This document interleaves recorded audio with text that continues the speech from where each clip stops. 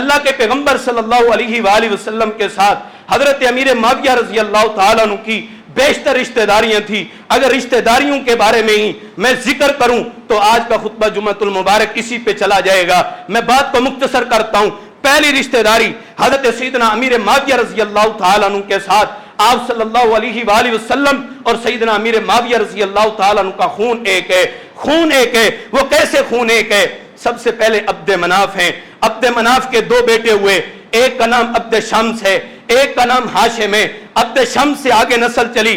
عبد شمس کے بیٹے کا نام امیہ ہے. امیہ کے بیٹے کا نام حرب ہے. حرب کے بیٹے کا نام ابو سفیان ہے. ابو سفیان کے بیٹے کے نام حضرت سیدنا امیر معاویہ رضی اللہ تعالیٰ عنہ ہے. یعنی پانچویں پشت میں جا کے یہ عبد مناف کے ساتھ جا کر مل جاتے ہیں. اور دوسری طرف آپ دیکھیں تو پھر دوسری طرف کون تھے؟ ہاشم تھے. عبد مناف کے دو بیٹے, دوسرے کا نام ہاشم. ہاشم کے اندر سے اللہ رب العزت نے عبد المطلب پیدا کیے.